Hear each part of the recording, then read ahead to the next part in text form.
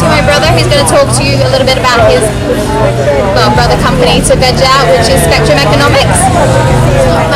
Spectrum Economics, where he talks about vegan economics. So this is my brother Wayne Davies.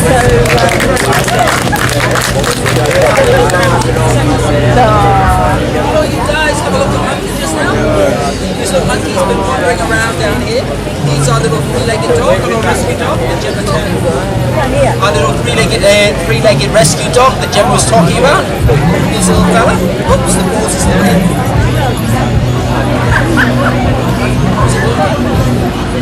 Is the mic working? Can you all hear me? Alright, so this is the little fella monkey. Say hello.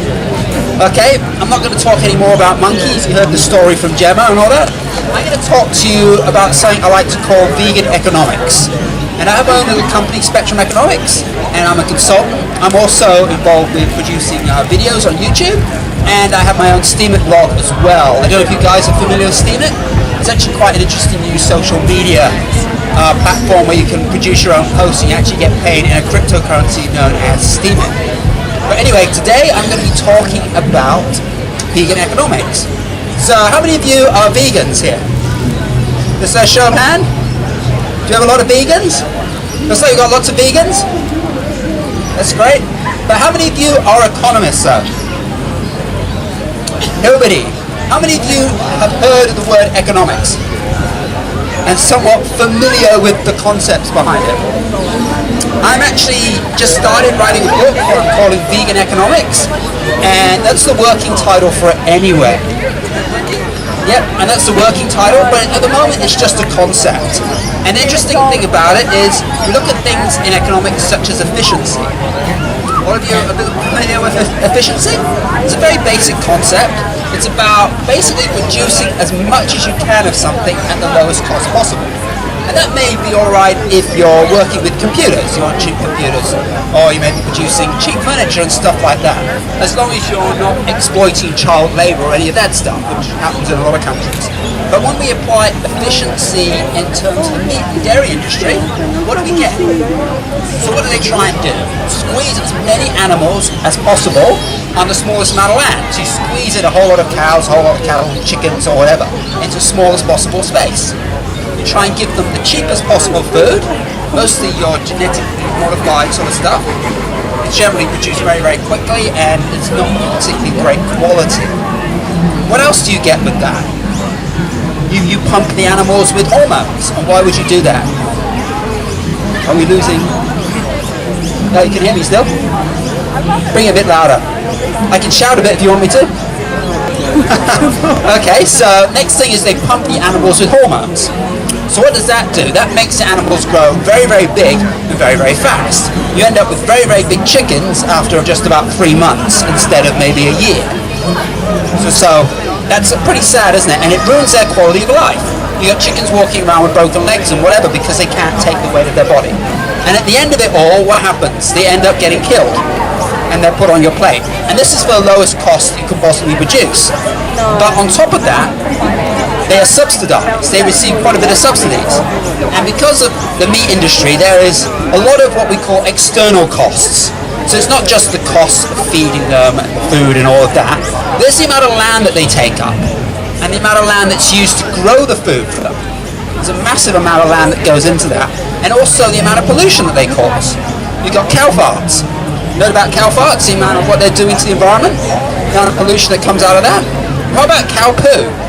All of that is getting washed into our rivers and the amount of pollution that's all being caused. And there's been quite a bit of work in regards to trying to cost some of these things. And there's a book called Meatonomics. I'm not sure if you're familiar with it. You look it up on Amazon, there's something called Meatonomics, and that looks into the costs of producing meat. I think there might be a few costs in there relating to dairy as well, which is all quite interesting. But what I'm going to do with vegan economics, I want to take it a step further. I want to look at it in terms of costs from the animal's perspective. So with Meatonomics, it's looking at it in terms of all these external costs. Like for example, they cost a Big Mac. All of you familiar with Big Macs? How much does a Big Mac cost?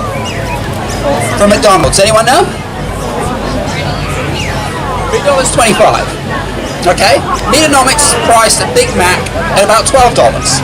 They've added in a whole load of additional costs relating to cruelty, and related to all these other external environmental costs and health costs as well. Did you know that eating dairy and drinking milk and all that is not particularly healthy for you? Are you all aware of the health risks? It's very good, because having a vegan diet is actually a lot healthier, and because it makes people sick, what do we need? We need doctors, we need nurses, and we need hospitals. So all of that are costs that are factored into the cost of a Big Mac, or any meat product, for example.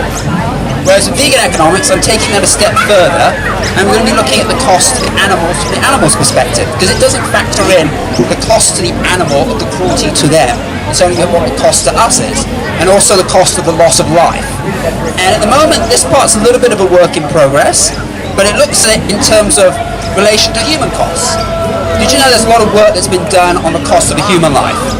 So you have accident data and all that, and depending on where the data is collected, the human life ranges somewhere between about 2 million to like 12 million.